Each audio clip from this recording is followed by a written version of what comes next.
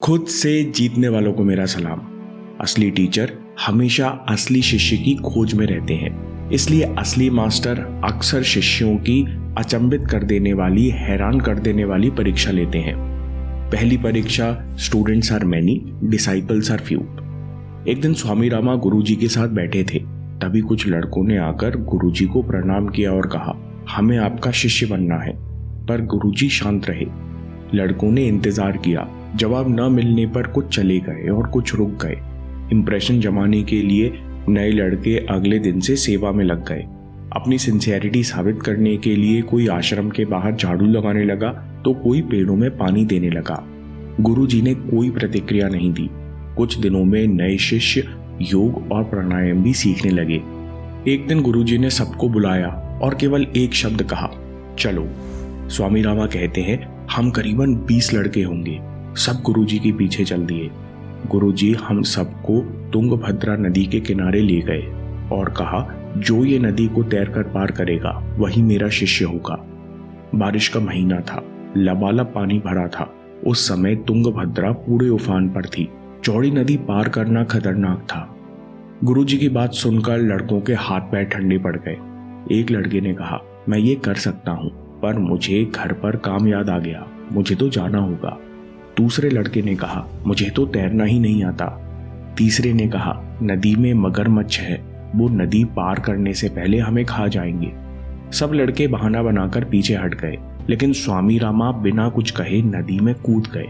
गुरुजी बैठकर स्वामी जी को देखने लगे। नदी में मगरमच्छ थे, पानी का वेग तेज था, नदी चौड़ी थी। प्रयास करते करते वे खतरनाक नदी पार कर गए। चुनौती से ताकत पैदा होती है। स्वामी रामा कहते हैं, मुझे नदी की चिंता नहीं थी। जैसे ही मेरे गुरु के मुंह से शब्द निकले वैसे ही मुझे पूरे करने थे। मेरे मन में एक पल का भी संशय नहीं था। मुझे केवल नदी के उस पार का तट दिख रहा था। गुरुजी ने दूसरे लड़कों को देखकर कहा, उसने खुद को कभी मेरा शिष्य नहीं कहा, फिर भी वो कूद गया। Students are many, disciples are few. गुरुजी कहते हैं, चेले बहुत होते हैं लेकिन शिष्य बहुत कम होते हैं, क्योंकि शिष्य में दो खासियत होती हैं। शिष्य के पास दृढ़ विश्वास और दृढ़ निश्चय होता है। स्वामी रामा कहते हैं कि जब गुरुजी ने नदी पार करने का आदेश दिया तो मैंने सोचा कि अगर वो चाहते हैं कि हम नदी पार करें तो हम में नदी पार करने की जरूर काबिलियत होगी, इसलिए उन्होंने हमसे ऐसा कहा है। मुझे अपने गुरु और उनकी आज्ञा पर संपूर्ण विश्वास था, इसलिए वे ऐसा कर पाया। स्वामी रामा कहते हैं कि दूसरी परीक्षा में गुरुजी ने मेरा अहंकार पकड़ा। Lesson number 2, be real. Swami Rama कहते हैं कि हिमालय के छोटे से गांव में एक बहुत बड़ी गुफा थी। उस गुफा के बाहर 2-3 कमरे बना लिए थे, वही हमारा आश्रम था।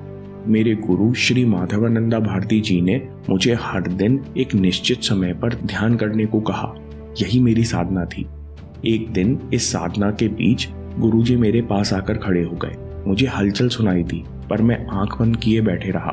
स्वामी रामा कहते हैं, अगर मैं सच में ध्यान कर रहा होता तो मुझे किसी के निकट आने का आभास नहीं होता। गुरुजी ने मुझसे कहा, उठो, पर मैंने कोई प्रतिक्रिया नहीं की। गुरुजी की बात को ऐसे अनसुना कर दिया जैसे मैं तल्लीन होकर ध्यान कर रहा हूँ। फिर गुरुजी ने कहा, क्या तुम मुझे सुन सकते हो? तब मैंने कहा, हाँ, मैं सुन सकता हूँ। गुरुजी ने पूछा, क्या तुम ध्यान कर रहे थे? स्वामी जी ने कहा, नहीं, मैं कोशिश कर रहा था पर हो नहीं रहा। गुरुजी ने कहा, तो फिर तुमने पहली बार में मेरी बात का जवाब क्यों नहीं दिया? मैं तुम्हें देखते ही समझ गया था कि तुम्हें ध्यान करने में दिक्कत आ रही है। गुरु ने गंभीर होकर कहा, मैं तुम्हारी मदद करने आया था और तुम दिखावा कर रहे हो। आज की भाषा में वो स्वामी रामा से कह रहे थे, बी रियल। अहंकार की परछाई के पीछे अपनी कमियां मत छिपाओ। स्वामी रामा कहते हैं कि गुरु आईना होते हैं जिसमें आपका अहंकार और आपकी कमियां दिख जाती हैं। कभी कभी गुरुजी गुप्त परीक्षाएं भी लेते। तीसरा, निष्ठा और ईमानदारी। एक बार गुरुजी ने सभी शिष्यों को एक एक करके बुलाया और एक खास प्राणायाम का रहस्य बताकर कहा, यह रहस्य केवल तुम्हारे लिए है, अभ्यास करना, परंतु किसी को बताना नहीं।